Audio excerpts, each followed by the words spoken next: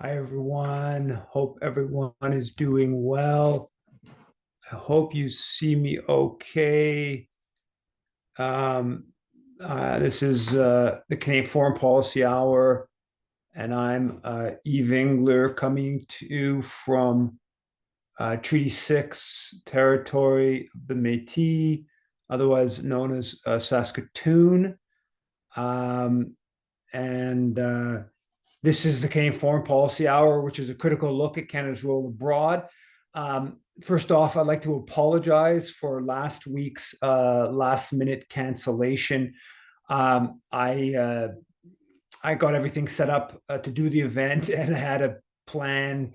I had an event on Denman Island, and I was supposed to do the event, get on the ferry, a 140 ferry. We were supposed to drive for an hour en route to Duncan and stop at 3 o'clock Pacific time, do the foreign policy hour, and then continue on to Duncan for a night event I had in Duncan. But we got to the ferry a bit late. It was a very lively event in Denman.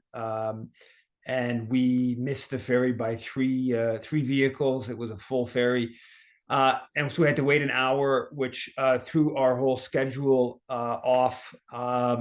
And so I wasn't able to stop and do the foreign policy hour. So I apologize for that. Partly because of that, there's a lot of developments. I hope that I can get through everything tonight. So I think I'll just get right to it. The Canadian Dimension, Owen Shaw published a piece titled "Canada is Still Blocking Aid to Afghanistan" that looks at Canada's policy towards Afghanistan. Published that a week or so ago, and still trying to isolate the Taliban government, even though the consequences for Afghans is quite significant. On the climate front, the all kinds of indicators, things getting worse, serious heat wave. As the UN chief said, global heat is hanging by a thread. We're defeating or passing all kinds of records.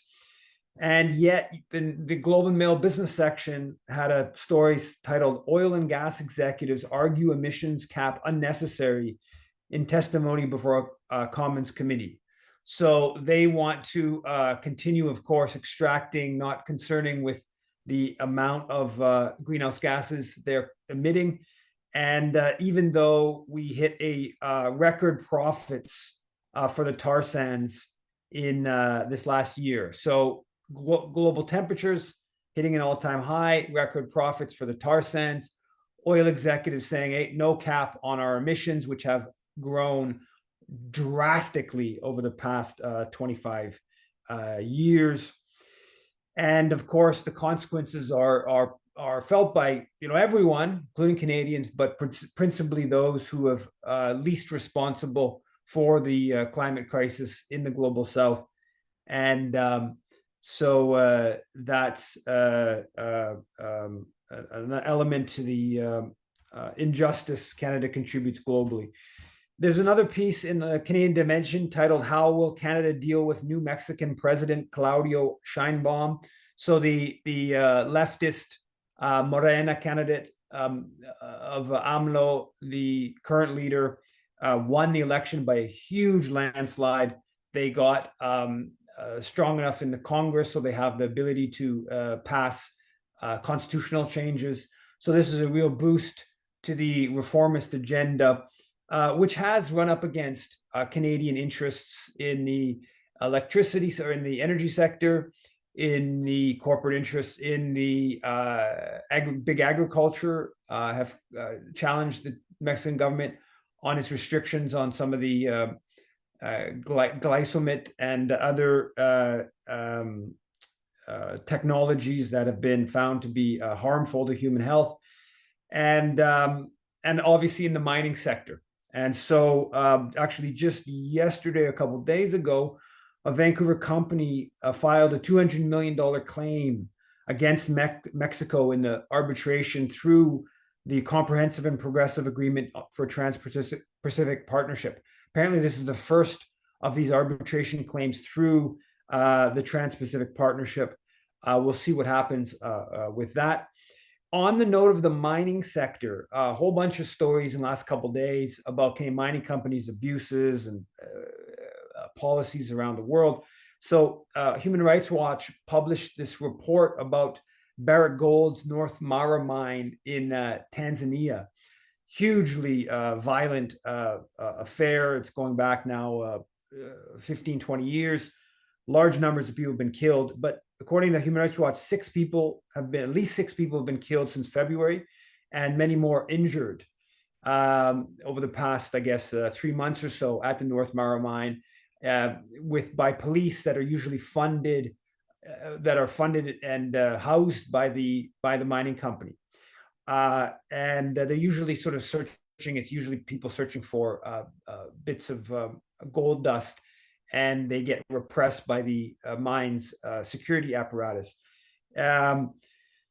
Another story about a Guatemalan government, and we know we have a sort of more sort of leftist oriented Guatemalan government. They just revoked a mining concession for a Canadian company that seems the outgoing government approved it in its final couple of days, and apparently there's always missing documents. It sounds like it's a bit of a fishy affair, and the new government is rejecting this Canadian mining operation there. Also in Colombia, northern miners reporting that the World Bank tribunal ruled against the arbitration of Canada's Montauk company for its. I guess it took Colombia to the World Bank's investment tribunal to uncover lost profits, and fortunately, the company was lost its effort. In the BC book review that I had a chance to read on one of the ferries this week, there's a review of a new book called Pitfall: The Race to Mine the World's Most Vulnerable Places. So it seems like it's a book about, I think, principally Canadian mining companies, about their global operations mining the world's vulnerable places, as the title puts it. I obviously I haven't read the book, just read the review. Seems interesting.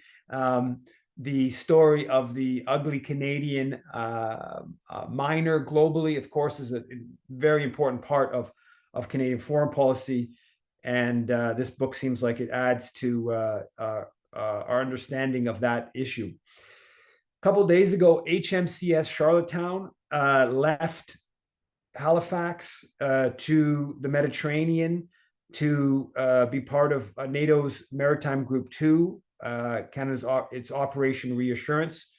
So another Canadian naval vessel, part of NATO Maritime Group in the Mediterranean. This is a constant kind of thing. This whole question of Canadian gunboat diplomacy that we don't hear enough about is a real thing. And this is another deployment. Another Canadian naval deployment that got a bit more attention is a Canadian naval vessel to Cuba. And why it got a media attention is because the Russians have dispatched some naval vessels to Cuba for the first time in, I think, since 2019, if one story I saw was correct. And obviously this is being framed as sort of Russia exerting its military prowess and sort of, I guess, pushing back against NATO or the US. And it's sort of framed as this sort of, if Russia gets to the Caribbean, you're sort of Cuba, you're challenging the US and the like. And so there's a Canadian naval vessel there at the same time. Simultaneously, the Americans apparently sent a submarine to Cuba. Now, they sent it to their occupied part of Cuba, Guantanamo Bay. The Cuban government, which rejects the American base there, also rejected what they saw as an unfriendly American military deployment. So this is part of this sort of game, military game that's played. But again, it's really important to kind of highlight the fact that when the Russians dispatch a vessel to Cuba, that is a message to Canada. the US, etc. When Canada dispatches a vessel to much closer to Russian territorial waters or Chinese territorial waters or Iranian territorial waters, that's never viewed as a message, let alone when we dispatch to more allied places. And there's a long history of Canada dispatching naval vessels in the Caribbean particularly, but globally, for a variety of different sort of political motivations. They're rarely framed as sort of nefarious in our media, even though they often are. On the notion of on the issue of the NATO proxy war, Canada announced more sanctions against Russia. Canada's announced this a few days ago, sending 2,000 unarmed rockets and arms to Ukraine. There's a story in CBC about Canadian plans for a training mission in Ukraine. So the French are saying they're sending trainers into Ukraine right now, and that's viewed as a sort of escalation, potentially getting NATO more directly into a war with Russia. And the Wayneer, the head of the military, is quoted in the CBC article saying at some point it'll be right to go in. So Canada returning its military trainers to inside the country. Which was going on from 2015 until Russia's invasion. What was really a low-level proxy war between the Anglosphere NATO countries and Russia, which Russia expanded to a full-scale kind of proxy war. Now, in this story, they mentioned that Canada has trained more than 41,000 Ukrainian troops through Operation Unifier. There's also a passage from Wayneer, the head of the military, about when the war might end, and so he references Korea, and Korea is still technically at war, even though there was I guess an arms truce back in 1953, but it's still technically at war. So he's sort of saying maybe that was what will come out of what's going on in Ukraine. So we might be training there even while there's still sort of technically war between Russia and Ukraine. There's a story in the Maple titled "Canada Says It Won't Give Arms to Azov Despite U.S. Policy Change." So the story says the Americans are now openly, we don't have any problem with our weapons going to the Azov far-right battalion. And in the story, it kind of points out that there's actually no indication, even though Canada's saying it won't send weapons directly, the different battle groups or battalions of the Ukrainian military, there's no real way in which they would stop weapons from entering the far right forces wouldn't get access, according to the story, and the University of Ottawa professor Chuskanowski. And so that's an interesting development. Just a small little further U.S. escalation. And we've seen that there's this summit, obviously the G7 summit, and more bombastic comments coming out of there. The Ukraine has done this peace summit, and then Russia preempted that with statement about what they're demanding for an end to the war. And the New York Times is also reporting, further confirming that there was basically an agreement back in April of 2022, which has obviously been reported in many places, many different figures who are part of it. New York Times adding more detail and also saying that the Americans, we knew that Boris Johnson, the British prime minister, had gone to Kyiv to try to dissuade Zelensky from agreeing to this. And now this New York Times piece is saying that the Americans were more involved in this, and that Poland was also hostile to it, but they thought that France and Germany was actually supportive of the negotiations between Russia and Ukraine. So some more of those divisions that we've seen at different points within NATO on the proxy war. And in his statement a day or two ago, Trudeau stated, condemned Russia's genocide, as he put it, and then said everyone can agree that taking kids away from their families, trying to erase their language, their culture, that's an element of genocide. That's pure colonialism. These are the things that Russia needs to be accountable for. Well, find me Trudeau saying that over 15,000 Palestinian children have been killed, not taken away. And let's be honest here, there's very complicated circumstances. You could delve into all these children who've been taken to Russia. Not to say that the Russians haven't been heavy-handed in how they've done this, but it's a much more far more complicated than the 15,000 killed, let alone the thousands, tens of thousands who have been injured, and probably hundreds of thousands in Gaza that are facing health ailments from lack of food, if not full-fledged famine.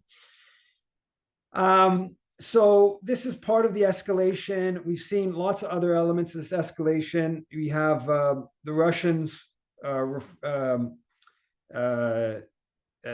talking about the F-16s that they're going into Ukraine. Canada's mentioned as one of the countries that may be providing F-16s to Ukraine, and these can be potentially nuclear armed. And Russia's reacted very aggressively to that. If you look at some of how the war's going, just before I left Montreal, the Financial Times had this issue I thought contrasted a lot the situation. So it was at one page had a story said, Ukraine power generation cut by more than half. And then the other story, so Russia's been, of course, bombing the electricity grid in Ukraine very aggressively in recent weeks and months. And then the other page had a story said, sanctions put Gazprom sales back a decade, report finds. So the big Russian energy giant. So Gazprom, which I believe was either the biggest or one of the biggest Russian companies before the invasion and may still be, has been hit. So Ukraine's energy facilities are, massively destroyed, but this big important Russian company has also been harmed. So to me, that kind of encapsulates a bit of this proxy war. So it's been very, very damaging to Ukraine, horribly so for many people, civilian infrastructure, obviously soldiers, maybe principally, also on the Russian side. But then also you have this major Russian corporation that is being harmed because of the sanctions, and those sanctions are also undermining some of the Western European economy, in Germany specifically, because it no longer gets cheap Russian gas, but in fact Canadian and U.S. Gas producers are looking to do well by this. On the issue of arms and the military, the Canadian Business Council, Canadian Council of Business, I think they're called. They've changed their name multiple times. It used to be the Canadian Council of Chief Executives. Anyways, the most important business lobby group in the country. They they kind of did a real push last couple of days on military spending. And one of the stories is titled, Canada risks diplomatic isolation if it fails to meet NATO spending targets. Business leaders warn. And then in this report that, I'm totally blanking on his name now, the head of the Business Council, Goldie Hyder. In this report, he says, it is vital that Canada work cooperatively with our NATO allies to defend our borders, our interests, and our values. This letter that they sent to the government. If we as a country fail to make this benchmark, 2% GDP NATO, level of investment in defense, as successive Canadian governments, including yours have promised, we will put lives and livelihoods at risk. So it's a real hard push from the business world, tied into the American ambassador's recent push. The U.S. senators, I think 23 of them sent that letter. Canada's going to hit 2%. It's a real push on the government to increase military spending. The Business Council has, of course, been a proponent of arms. It represents arms industry, so it's been a push, and it's pushed, and it's very sort of pro-military, pro-establishment, pro-US. So it's not new, but this is a new push. On Wednesday, Stoltenberg, the head of NATO, will be in Ottawa as part of a North American tour. The question of NATO spending will, of course, come up there. One issue that probably won't come up is that we just are passing the 25th anniversary since the NATO bombing of Yugoslavia. I saw that referenced about a week ago. I only saw it once in some obscure some email I got or something like that. Almost no mention of it in the dominant media for obvious reasons. The business section of the Globe had a piece titled "Defense's Reliance on Contractors, a Boon for CAE." So CAE is I think it's the biggest flight simulation company in the world, Montreal-based firm, big military player around the world, got operations many countries, training. It's been involved in training of some of the UAE and Saudi pilots bombing Yemen. Well, it apparently a few weeks ago, which I didn't see this at the time, it got part of 11.2 billion. It and a company in BC got an $11.2 million contract to train air crews as part of I think it's a 25-year deal, $11 billion training contract. And the point of the story is that because the military is having difficulty sort of recruiting and stuff like that, they're outsourcing more of their operations to private contractors, and that's really good for CAE. The story also pointed out, it quoted the representative from CAE National Bank, I guess the observer from National Bank of CAE's like stock and where its stock is going and this and that, saying that the defense end market outlook remains supportive for 2024 and beyond, as global military spending is growing, with threats continuing to increase in Ukraine, with Ukraine war, China's more aggressive defense posture, conflicts in the Middle East being the major drivers. So basically, the bank analyst of CAE's profit stock, whatever, kind of up and down, is basically saying that there's war around the world is looking good for CAE's quote unquote defense business. Now, of course, this is not surprising. This is we know that arms companies make money off of this, but it's always worthwhile when the corporate business press talks about this fairly openly. There was also a story from Scott Martin titled "News Media Manufacturers Push for Military Draft." So I think 2 weeks ago I talked about this big piece in the Globe and Mail, but Scott Martin, and I forget what outlet, it was on a left-wing outlet that he published this.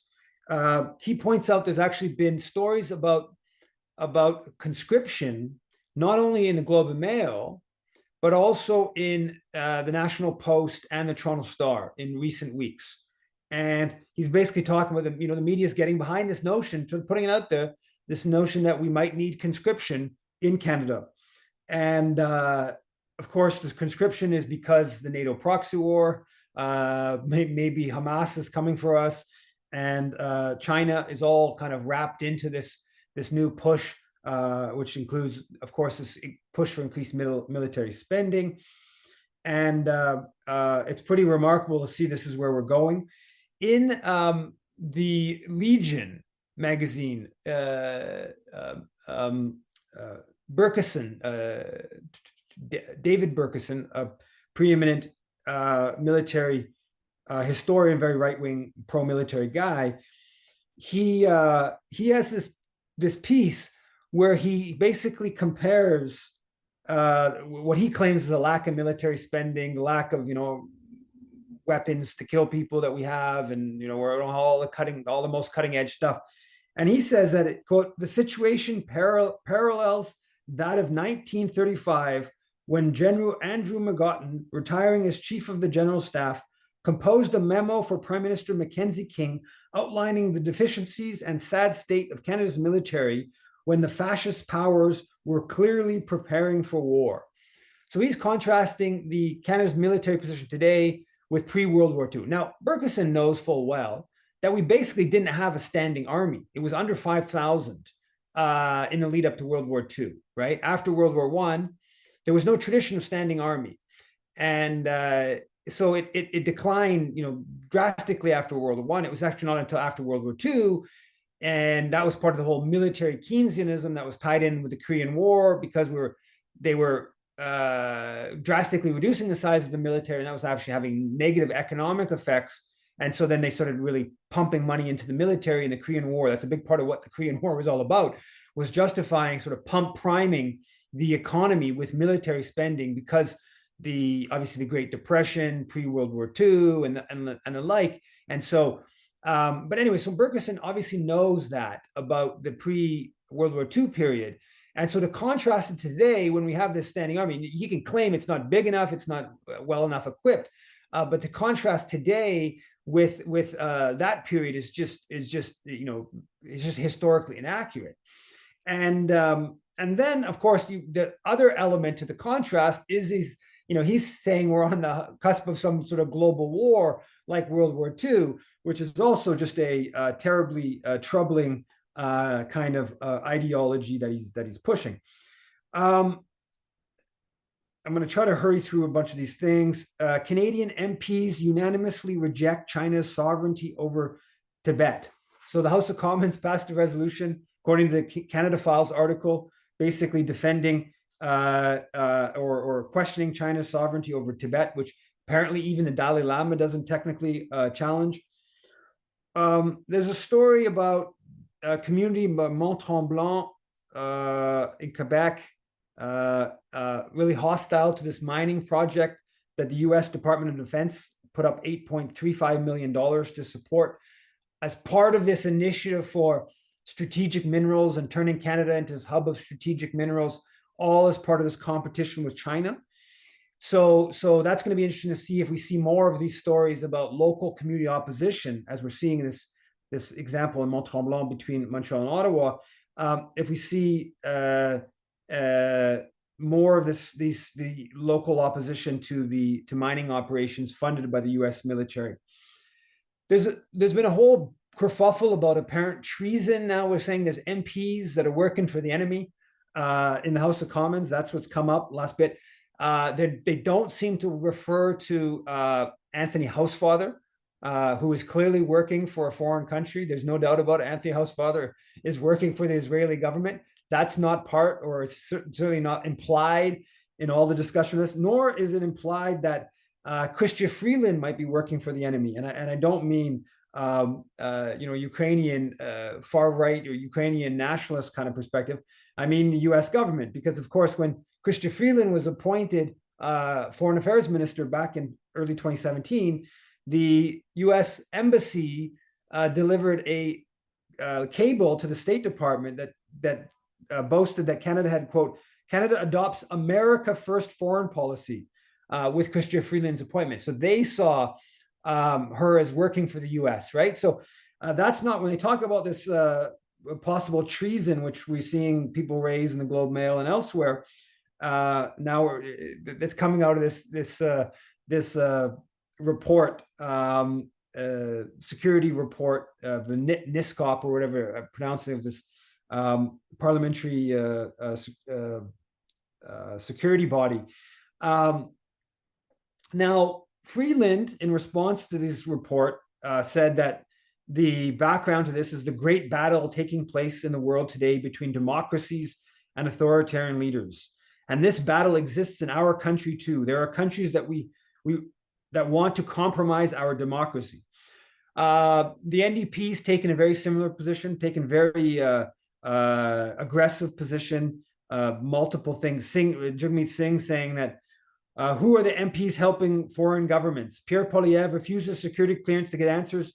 Justin Trudeau won't tell more. What are they hiding? And then NDP sent a letter to the public safety minister to ask some inquiry about those interfering in leadership races and the like. So across the spectrum, Elizabeth May sort of took a bit of more of a soft position of maybe this business about these MPs supposedly working for foreign governments.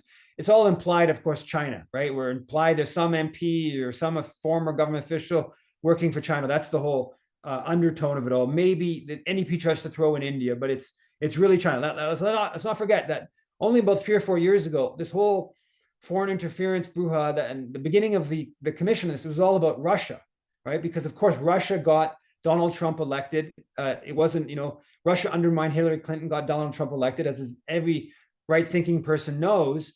And then Russia started getting into Canada's elections. That's what we were doing. That was the initial phase of this. But now it's China that's doing all this, right? So let's not forget that. So this is some of the background. Some of these reports that coming out is all about, there's one about China's infiltrated the media. Okay, so China's infiltrated Canada's media. And read this passage if I have it properly here. They say that the latest reports that there are examples of China paying to publish media articles without attribution, sponsoring media travel to China, pressuring journalists to withdraw articles, and creating false accounts on social media to spread disinformation. Now, of course, if you know anything about Israel media policy, if you look at Honest Reporting Canada, if you look at all the journalists who've been brought to Israel in recent weeks, months, this applies very clearly to Israel. And as I'll get to, there's a whole story, Haaretz reported about a week, 10 days ago now, on this whole disinformation campaign, $2 million that the New York Times and Haaretz both reported this, that is focused on Canadian and US government officials, or one headline was, Israel secretly targeted American lawmakers with Gaza war influence campaign. That also included Canadians. And they set up this United Citizens of Canada, or United Concerned Citizens of Canada, I believe it's called. And it basically just pumped out this Islamophobic kind of justification. All these people protesting against the genocide in Gaza want to turn Canada into a Sharia law and stuff like that. And it was found this was the diaspora ministry in Israel put up $2 million for this. And so this notion of China influencing the media. Now, interestingly, the Hub, which is a pretty right-wing outlet, it published Mark Edge, who also writes for Canadian Dimension, is a media person, Canadian Dimension, which is, I find a little bit interesting that I don't think he's not a very left-wing commentator. Anyways, he has this big, long piece basically about China's, mentions this government report saying China's influencing the media. And he basically talks about how the Globe and Mail, while it's being anti-China on the foreign interference, it's been receiving Chinese government funding, which is not a surprise to anybody who reads the Globe and Mail. The Chinese government puts out this supplement that's been in a number of publications. The Globe business section's had it multiple times in recent years, and Mark Edge goes through it. So this is not a surprise. I actually think it's more of a sign of China's weakness that they have to take out a formal kind of paid supplement in media outlets to get their message out. But that's a broader discussion to be had. So there's no doubt the Chinese government has been doing this. I don't doubt this at all. Also through media outlets in Chinese language media outlets. There's obviously the Chinese government has influence. Mostly they've been Hong Kong, the Canadian, is it Mingtao, or I forget the name of the publication in Vancouver there. The papers in Vancouver and Toronto, Chinese papers, they have connections through Hong Kong media outlets. How much influence China has over that, I'm not exactly clear. I think it's exaggerated a bit, but there's no doubt there's some influence there. Now, on the China interference file, this is one of the kind of dangerous developments going on, is this bill C-70, titled "An Act Respecting Countering Foreign Interference." And Rabble and Canadian Dimension published a piece titled "Opposition to Stampeding Bill C-70 Through Parliament Grows." and John Price published this piece. He talks about it as 14 different civil society groups, like the BC Civil Liberties Association, and some pretty mainstream kind of liberalish kind of groups that have all signed this public statement saying to at least slow down on this legislation. Today, Dimitri Lascaris published a breakdown of the bill, which I invite people to read. He titled it Bill C-70. It's on his website, Trudeau's latest assault on free speech.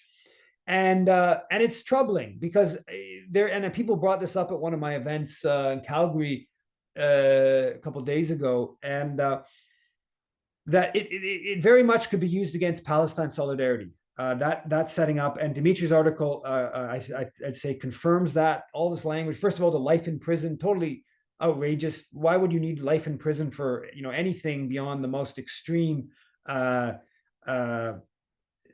criminal kind of things? Even that, honestly, I think you could debate even whether murders should necessarily have life in prison, but that's a broader discussion. And so there's all this language of Dimitri hones on this language of intimidation and the use of the word intimidation. He puts forth some examples like the protests in front of Melanie Jolie's house back in January that Palestine solidarity people did in Montreal, and that could be viewed as intimidation. And he lists a couple of other examples, Palestine-related examples of recent. And so this is very dangerous language, very open to interpretation, and obviously put there for that's you don't just put this in legislation by chance. This was desired by the government, and so there's a whole question there. And I think people should really we should take this very seriously about the dangerous threat that Bill C-70 poses. I've mentioned this campaign by the Israeli government shifting to the Palestine question. I mentioned this campaign by the Israeli government to influence Canadian policymakers. A clear example of disinformation by the Israeli government, setting up these fake accounts using AI, artificial intelligence, to produce some of this, to specifically target a Canadian audience. Just one of the examples of Israeli interference in Canada. And the Haaretz posted a piece. I don't have a subscription Haaretz, so I can just read the opening paragraphs. But it points out that nearly 1,600 Israelis between the ages of 19 and 25 will work as counselors on Jewish camps across North America this summer. And basically how the last 8 months might influence the discussions and how it could be a bit more difficult. But the basic point here from the foreign interference standpoint is probably 100, maybe even a couple hundred Israelis will be dispatched to Jewish summer camps in Canada this year to basically promote apartheid, promote genocide, promote Israel's Holocaust in Gaza. This isn't new. This has been going on a long time. There's many other examples of this process. The Israeli government funds Jewish schools in North America, Canadian Jewish schools. Obviously, the Jewish federations, as I've talked about, have formal links with the Jewish Agency of Israel, which is essentially a state agency in Israel. So this whole foreign interference thing, any discussion about apparent treason by an MP, and talk about witting or unwittingly, is the wording they're using all over, working for a foreign government. I mean, if Anthony Housefather's name is not mentioned in this discussion, it's not a serious discussion. As simple as that, right? It's not even, Anthony Housefather doesn't even hide it, right? It's all out in the open. It's not some like back room, sharing intel with some maybe spy representative or whatever. It's on the open. That Anthony Housefather is working. I don't know, is it 10%? Is it 25% of his time, certainly last 8 months, as his political energy as an MP is working to advance the interests of another state committing mass atrocities. And those mass atrocities, about 10 days ago, report about Israel already dropped 70,000 tons of bombs on the Gaza Strip since October, far surpassing Dresden, Hamburg, and London combined during World War II. You had Israel, the UN added it to its blacklist of countries abusing and killing children. Another UN report talked about Israel's responsible for the crime of extermination. I mean, the level of it's all detailed. This is crazy. I don't have the passage in front of me, but a former MP in Netanyahu's Likud party, he goes on the biggest Israeli TV station yesterday or the day before, and he says, I don't have exact words, but I'm paraphrasing. Just like Hitler said he couldn't leave one Jew alive, we can't leave one Islamo-Nazi alive in Gaza. We have to exterminate all of them. That's basically almost word for word. I mean, it's in Hebrew, and I read the translation, and I don't have exact words in front of me, but that's basically what the guy says on the biggest TV station in Israel. It's just beyond, and none of this will get reported on in the Canadian media, of course. It's just stunning, the genocidal frenzy that's whipped up, that's gripped Israeli society. And now, Heather McPherson pointed out that despite promising 3 months ago to end arms sales to Israel, the foreign minister has still not issued a notice to exporters that there will be no arms shipments to Israel. About a week ago, with that big propaganda effort by the Israeli military, they got 4 of the captives in the refugee camp. They killed something like 270 Palestinians. Apparently, they killed 3 other hostages. 1 Israeli special forces was killed. So big success that was, even by just a simply, even if Palestinians don't count as human beings, killing 4 Israelis to get 4 people out doesn't seem like a very good calculation, but it was a big propaganda exercise. And hundreds of Palestinians, it was a terrible massacre in the refugee camp, and hundreds of Palestinians killed, destroyed camp. Now, Canada's special envoy, supposedly to combat anti-Semitism and promote Holocaust remembrance, she came out, Deborah Lyons, right away, a glimmer of hope this morning as Canadians, especially the Canadian Jewish community, learned of the IDF's rescue of 4 hostages who have been held in Gaza for 8 months. I join the community in gratitude and joy that Noah, Andrei, Almog, and Shlomi are safely back in the arms of their families. As our government and allies have repeatedly demanded, all 120 remaining hostages must be released so that there can be a sustainable peace for Israelis and Palestinians. Bring them home now. That's the Canadian government-funded special envoy, not to combat anti-Semitism, but to promote a Holocaust in Gaza. That's what she should be referred to. No longer should she be referred to as special envoy to promote genocide. She is actually a special envoy to promote a Holocaust. It's unbelievable that Canada's envoy, and this came out many hours after news broke, so it had already been cleared. It was a terrible massacre of Palestinians that had transpired. And that later that day, the next day, she went on the Israel walk, where she went to join. Recently, she's been part of the Israel flag wearing ceremonies. She's met Israeli far right Israeli minister not long ago. I believe she met Israeli president.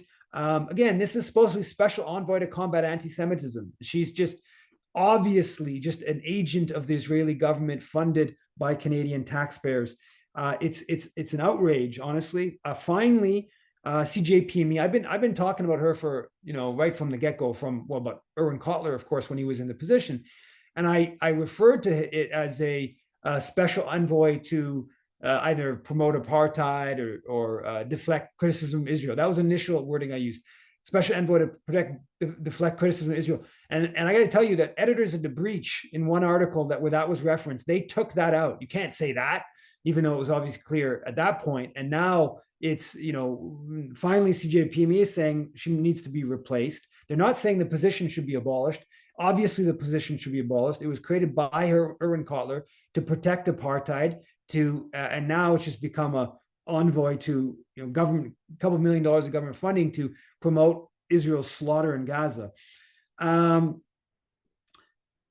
Now, I don't got much time, so I think I'm going to just do two quick last things. Well, I do want to touch on this big thing about the at TMU, the law school at former Ryerson, now Toronto Metropolitan University, and long story in the Globe and Mail, it was put on the front page of Saturday's paper, and a couple of weeks ago, the judge that looked into it.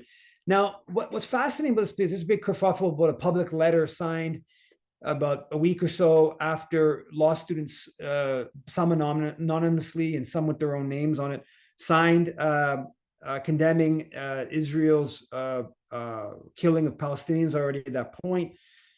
And there was a huge kerfuffle about this, and the administration came out and said the letter was anti-Semitic. Of course, it wasn't. And the judge that looked into the matter came out 2 or 3 weeks ago. He confirmed that rightfully. But one of the things that is fascinating to see in this Globe Mail piece is just how openly these Zionist lawyers are in, like, we're going to crush these people's lives. They're never going to be lawyers. We're going to crush them, and just open. They're in law school, and these aren't teenagers. They're 20-year-olds. They made their own decision, and then they're going to never have a career in law.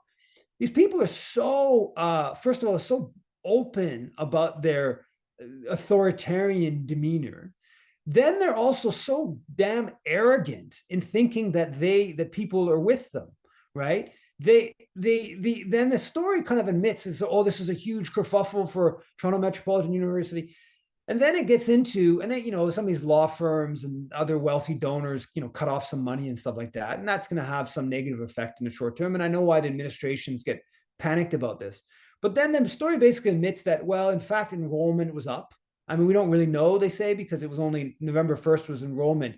But enrollment was actually up 11%. And so the controversy was sort of, it was, mostly got happening after enrollment.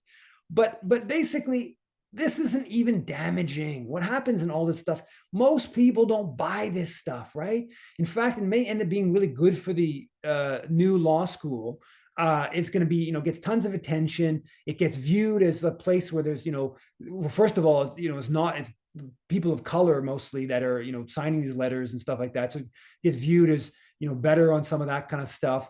The Bay Street law firms, which is what the pushback from these lawyers. It's part of the law world, and some lawyers that want to go up and make their big bucks and do whatever horrible things for big mining companies and big banks and whatever corporate Canada. Yeah, they don't want to go to to TMU's law school because of this. Sure, fine. They shouldn't want those people at the law school anyway.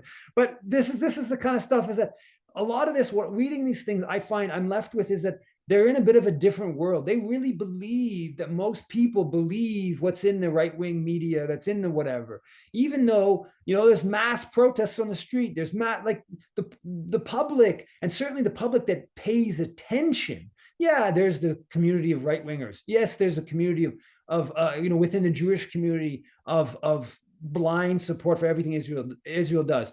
But of more educated, somewhat liberal people, this is going to look back, and in fact, this is going to be a great sign from the law school, not the other way around. And to see that these lawyers, their arrogance and their authoritarian is quite stark coming out in this Globe Mail piece. Another thing I want to talk about, and this is a story. I speak speculatively here, so I want that to be made clear right off the bat. But there was a press conference on the 13th that Nikki Ashton held, the NDP revenue critic. It was on in the House of Commons press gallery thing. It was on Palestine Day, and it was a conference on charities, registered charities, supporting Israeli settlements, far-right groups, military, which of course is all in contravention to Canada's policy. Now, this is an issue we've talked about a lot. I believe it is the most important Canadian contribution to Palestinian dispossession, and it's an issue that gets very little attention. And now, Nikki Ashton, about maybe I think it's 2 weeks ago or something like that. So back in early April, she sponsored a parliamentary petition on this question, and a letter was sent to the revenue minister. It was not made public until about 6 weeks later, after the tent massacre in Rafah, and after the Just Peace Advocates and Canadian Foreign Policy Institute sent about 3,000 letters where she was CC'd around the charitable status of the United Israel appeal. And then 3 days later, just after the tent massacre, Nikki Ashton posted a letter that she sent 6 weeks earlier to the revenue minister, and with a very good statement on X, where she said, Canada said not a cent more for genocide, not a cent more for genocide, or kind of stop subsidizing genocide. Anyways, it was very strong language, very good language. And then she posted a letter. And that was, I referenced that in a piece that was on Rabble and Counterpunch, a few other places. Then it was in the public letter that was signed by Gabor Mate,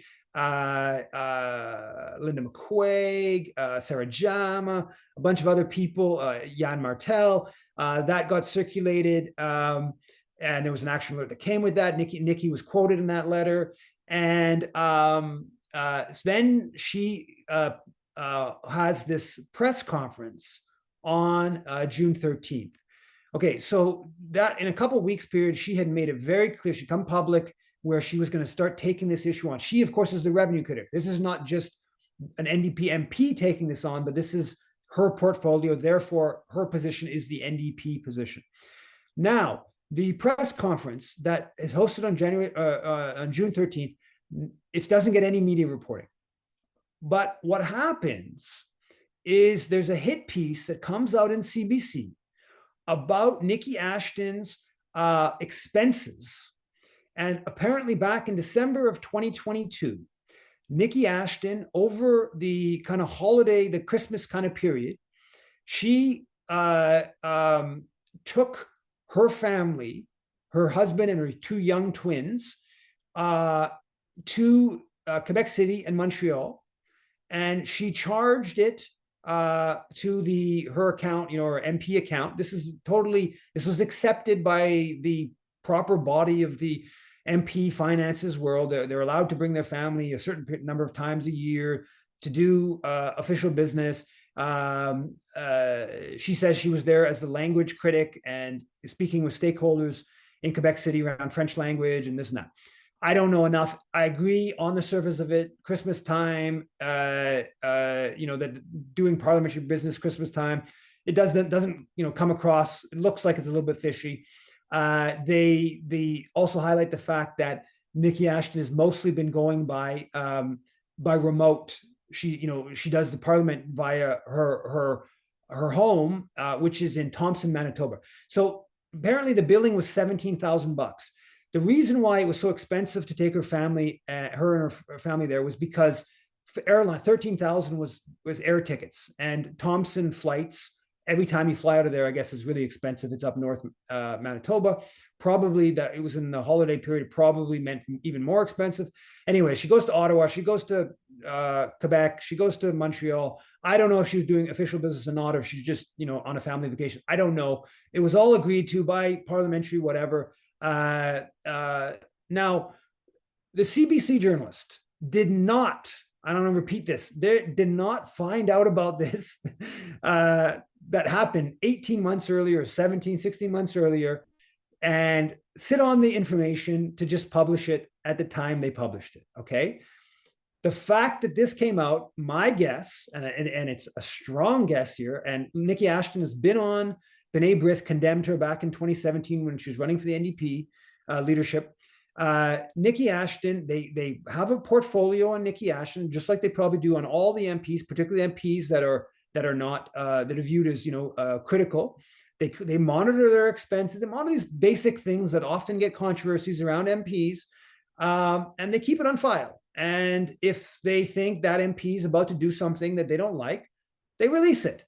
And in this case, it was absolutely brilliant, because the question of the charities, aside from it being scandalous to support the Israeli military committing genocide, it's a scandal of public resources being funneled to this wealthy country. So part of the challenge to it is actually just on sort of simple kind of like taxpayer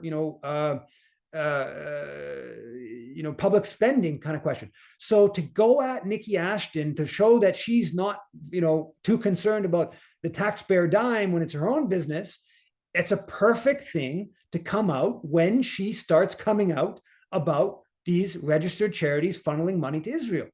I can't prove this. I don't know. I can't prove that this was given to the CBC reporter, but I would bet very, very strongly, this will I'll bet almost certainly, the CBC reporter did not sit on this since December of 2022. Also, as part of the story, there was like images from the Instagram account of Nikki Ashton's husband, of like, I guess a photo of him skating in Quebec City during this time he was there. The CBC reporter was not like following Nikki Ashton's husband's Instagram account and compiling this evidence going back to a year and a half ago. Almost certainly this was B'nai B'rith, CIJA, I don't know which one. But this was a strong message, right? This was a strong message sent to Nikki Ashton, also to the NDP more generally and other MPs. And this is, the Israel lobby does not want to discuss the issue of charities, right? It is a very difficult one for them to discuss. Not the one that they don't want to discuss the most is the Foreign Enlistment Act. And I talked about this 4 years ago when we did the foreign enlistment stuff. That one, they never respond. They never responded to all the stuff we did in the Foreign Enlistment Act. They just wanted to disappear because they can't respond, because it goes against it goes against right-wing nationalist Canadian kind of ethos to be enlist, and the law to enlist for a foreign military. So it's very difficult to deal with that one. The charities thing is not quite as difficult, but a similar kind of idea. Most people have a hard time understanding why Canadians should be subsidizing charities that spend all their time focused on Israel. It doesn't make sense. It doesn't make sense, obviously, from the genocide standpoint, but aside from that, CRA rules are very clear about foreign militaries and registered charities. So that's why they obviously don't want to take it on directly. So instead, what you do is smear. And I should point out, no media touched it. So the media all there, they asked repeated questions of Nikki Ashton at this press conference about her trip from a year and a half earlier to Quebec City and Montreal, and they don't ask at all about the charity. And from what I can tell, nothing appears in any of the media about the charity stuff. Remarkable stuff. And just to conclude, I've gone way too long. We have a little bit of time for questions. I've had a chance to go to Vancouver Island University's encampment, University of Victoria's encampment, UBC's encampment, the University of UBC Okanagan in Kelowna's encampment. And it's amazing. Those encampments in all those places are going strong. Minimum of a month. I think UBC is up to 6 or 7 weeks. Lots to say about the encampments. I think I'm going to just not get into some of what I was going to go into in that front, and just mention a couple positive, arms embargo rally. I was in Vancouver for one of the 7 arms embargo rallies at the MP's office. Very good rally with 40 people, very well organized. They did this little thing, rallied and kind of marched a block and a half over. A couple of BDS resolutions from Faculty Association, Athabasca University, SFU. More on that, those developments. So I think I'm going to leave it there, and I'm going to try to make Laura a host. And I see Yuri. I'm going to let you go ahead, Yuri, as I look for Laura in the participants. Go ahead. Okay, thanks, Eve. And well, my first, two quick questions. They're both big, but my first one, I have to ask this about Jagmeet Singh is, why is he being so batshit crazy about this alleged allegations of MPs colluding with foreign governments to do whatever sinister thing they're accused of doing? And do you think this latest twist of this huge nothing burger, which is the non-existent Chinese interference in Canada's sacred elections, is this a faction of the elites and certainly the Canadian deep state trying to do a divide and conquer of the major parties, of who can be more rabid in wanting war with China. And also, Hillary Clinton, the Wicked Witch of the West, was at the Tony Awards and presenting the award, and she received a huge standing ovation there. Rod Stewart performed recently in Germany, and he performed some song which he claimed was anti-war. He dedicated it to Ukraine, and he had like a photo of like the Ukrainian flag, on the stage, and the foot of Zelensky, and then that was met with some boos.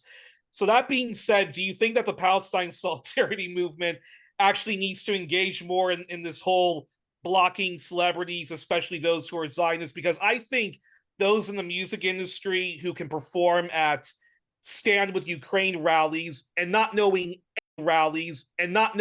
anything about like the history of like Ukraine and Russia, and yet they can all just blindly support Western policies there, even though the West is largely responsible for the mess that's in Ukraine. But then when you ask them to stand up for Palestine, they all do these mental gymnastics of why they either can't speak up for Palestine, or they continue to be silent on Palestine, or some do actually support Israel's endless crimes against human. So should the Palestine Solidarity Campaign actually do more in this whole drive of blocking celebrities on like Twitter and Instagram for their cowardice and whatnot?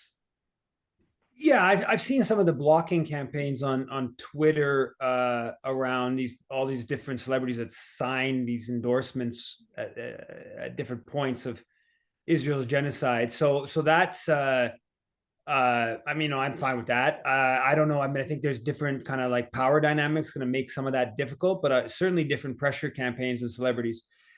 With regards to Singh, I think Singh is, Singh goes along with everything on the foreign policy front, right?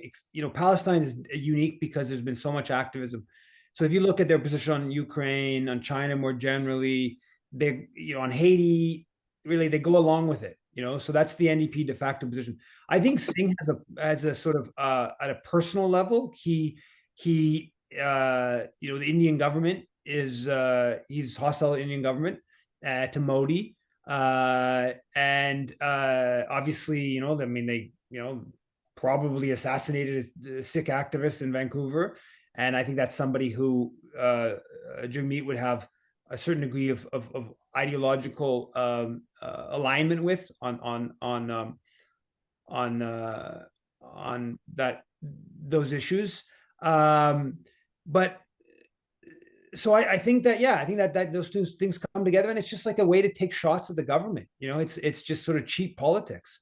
I don't think that the bigger calculation is coming into hardly at all. I mean, I think I said this a couple of times in events I've done in the last few days. At its essence, this foreign interference brouhaha is a story of foreign interference, which is that the U.S. government is interfering in Canadian affairs, has successfully interfered in Canadian affairs to turn Canada towards a more hostile position towards China. And so there's you can find you can trace some of the money. Mostly it's happening at a big picture level, where it's the intelligence agencies and the military that are most aligned with the U.S. that are basically leading this charge. They are prodding the elements of the business class that want to do business, the elements of the foreign policy establishment, the business corporate sector, big chunks of the corporate sector that want to do business with China. They are basically going after them, directly or indirectly, and undermining their position. And that's what this is a large part about. And then also you can find them funding directly with, we've talked about this many times, the Uyghur rights activist Toti, who's like on the payroll from the U.S. government, people like Marcus Kolga and their Disinfo Watch, which are on the payroll of the U.S. government for these efforts. So that's the kind of like the big picture question. I think it's actually getting to be damaging, though, right? Like, I mean, I think this Bill C-70 is dangerous, but I also think that just the overarching kind of ethos that's coming out of this is damaging. This is very damaging to to imagine that, like, this sort of just functioning of Canadian government. We're now we've hit the point where, like, there's all this claims that MPs are treasonous and working for foreign governments and this and that, and so yeah, I think it's not good for Canadian institutions, quite frankly. And so, but yeah, so Singh is going along with it, and it's not that surprising. It's too bad, but that's yeah. Hey, Sandhu. Sandhu. Yeah, hi. Hi. Yeah, I was just going to say, Singh actually has been barred from entering India, just like Modi was barred from entering the US, you remember, until Patrick Brown and the Conservatives went and kind of opened up, softened up his image. But I was going to say that with the foreign interference, I don't think we should underestimate the extent of, notwithstanding anti-house fire and so forth, but even with other countries and MPs who are, quite frankly, without going into any details, there is a lot going on, right? Maybe the word treasonous is over the top, but nonetheless, I think there's elements of things that shouldn't be just dismissed. The good point, I would say, is that there was an Angus Reid poll done just, I think last week it was issued, and it showed surprisingly that despite all the anti-China rhetoric, India now, in the minds of Canadians, is slowly inching up the ladder as a kind of, unfavorable country, as it were, the attitudes. And so is Israel. So, this just tells me that politicians are in one world and one level, and whereas, mainstream Canada is at a whole different level. So a lot of this propaganda is actually not even working. I don't know. What do you think about that? I have a lot of faith in the people than I do in the politicians. Yeah, well, I think that may be true. I have seen, the sort of anti-China sentiment is growing a lot. Now, but with this whole, okay, so I didn't get to this, but this big long story I got sent, a blog thing. I think it's a she. I'm not even actually sure who the author was, but it's all about this foreign interference. And she says that in the Hogue report, it has 59 references to diaspora. Report does not mention Canadians of Anglo-Saxon and Western European background who are also spared the association with foreign. So diasporas are never white, is essentially what she's saying the Hogue report says. And which, even though, of course,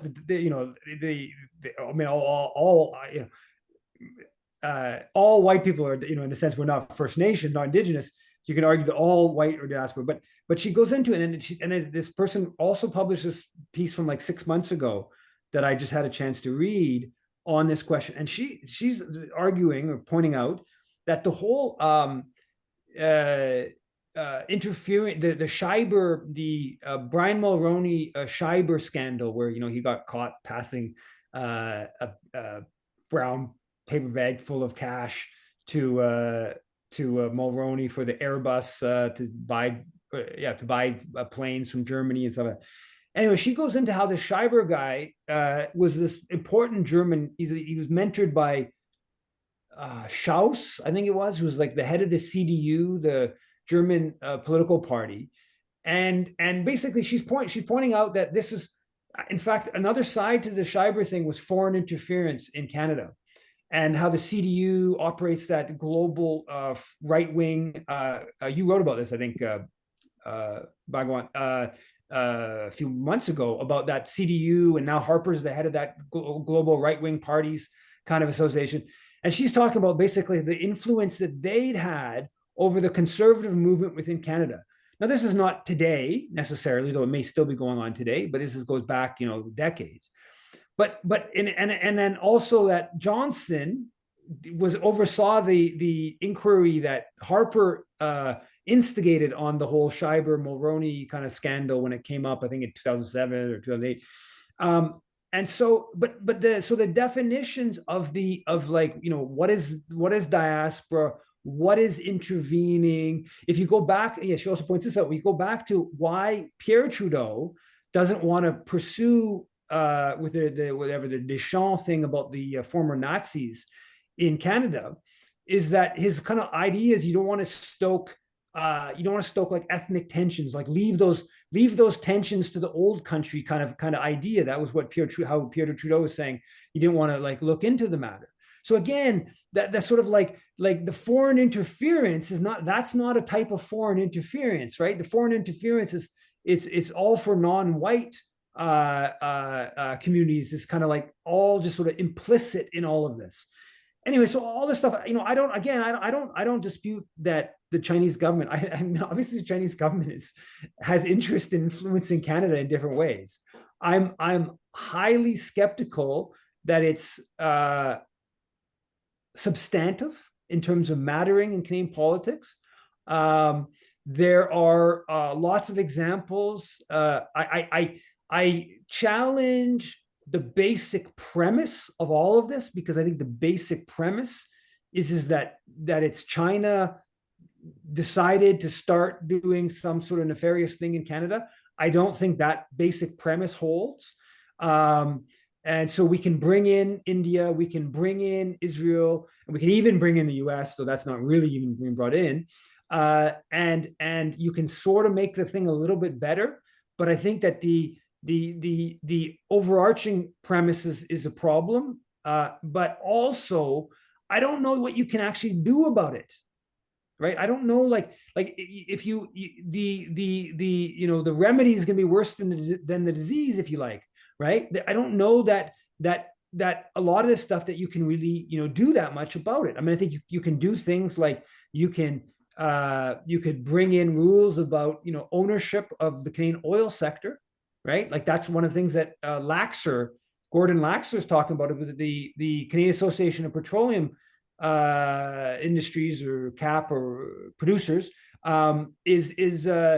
it's all this American money, these American oil companies, and they're influencing Canadian politics. Well, one of the ways you could deal with that is you could, make it to only Canadians could own oil in Canada, or you could just nationalize the whole oil industry. Anyway, so the different methods of actually dealing with some of these problems. If I mean, there are ways to deal with it.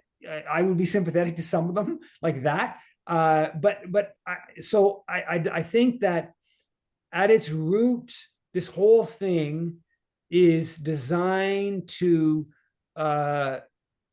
elicit conflict with a geopolitical competitor. So yeah, the whole thing, I mean, is just in and of itself needs to be sort of like challenged, even if many sort of details may be truth to some of the details, and even where maybe some of the details aren't even public, there may be something there, but the sort of big picture is so wrong-headed that I don't see how you can kind of like make it right in terms of not leading to a far worse problem than maybe certain details or realities may be. I don't know if that made sense, but anyways, next. We've got one last question, Eve, from Joan. Go ahead, Joan. Yes, I just want to say how successful your presentation was in Victoria, and just to let everyone know, and very well attended, lots of great discussion. And I think I'm wondering, can you not make a presentation to the press gallery in Parliament? Because what your book does is show, maybe you could persuade one of the political parties to let you do it. I don't know, but I mean, it's something that's so relevant now, because you point out, as everybody knows, I'm sure they all know what you wrote about how Canada has disrupted democracy everywhere over the years. And for Canada to be so preoccupied with the now investigating the effects that other people are having in Canada, the politicians have to know what is in your book. I mean, it was an excellent presentation, so revealing, and it's so relevant. But must be some way, appeal to one of the political parties because I remember when I was the leader of the Green Party, I was able to go in and give a press conference. And I think that certainly one of the politicians, maybe in the NDP, who was just, what's her name? You know, she was being faulted recently for what she was doing. So she could probably, I don't know, maybe someone in the. I mean, yeah, I can say this. I don't think that I can't think of who would do that. Certainly no leader of any party. I can also say that the first time I ever went to Parliament, this is back in 2012, 2013, not long after I got the job working as a researcher for the Communications Energy Paperworkers Union. I was to accompany the president of the union, Dave Coles, for some presentation on some, can't remember what it was. I did the report. I don't remember, but telecommunications probably file. And I got denied entry to Parliament to this committee because I had put fake blood on Pettigrew's then Foreign Minister Pettigrew's hands back in 2004. So I was on some sort of banned list into Parliament. So I think the union, if I remember correctly, the union actually took the time to get the lawyer to like send a letter to like try to get it all fixed up. So I think maybe I'm now allowed in Parliament, but so maybe I wouldn't even be allowed in, even if I got an MP to sponsor, but there's no way an MP would sponsor it. I can't imagine which MP would do that. Yeah, and then just to finally, yeah, the tour's been going well. I've done I think like eight events, with one exception of the third event in a day in Parksville that was added late. That was a poor turnout, but everything else has gone well. So that's obviously nice. What I've been taken aback by, like most of the places, the discussion's gone on for like 2 hours plus. People clearly want to talk about these things. There's a lot of issues. The whole foreign interference thing is something that's on people's minds. It's just also one-sided. Obviously, you know, Canada, Palestine is on people's minds. The NATO proxy war. So there have been really good discussions. I think it is important to do, you know, the meetings are not big, right? I mean, you know, you get like some 20 people, 40 people, kind of like, there's not, you know, huge turnouts. But part of me is like, well, you can there's as many or more people on the Zoom, so why do it? But it's different people that come out, right? And I think it also, you get different people, so you get some different conversations, and it's also, I think, very important from the standpoint of kind of organizing locally and kind of making connections. And a number of the meetings, people stayed after, and, you know, long discussions and stuff like that. So that's obviously really good. But yeah, I guess maybe we'll leave it there. Or Yeah. Okay. Thanks, Eve. Thanks, everybody. Thanks, everyone. Take care. Bye. Next week. Oh, and I'm not sure if next week will be happening, so I'll send an email if it is, and if it's not. Okay, great. Thanks. So.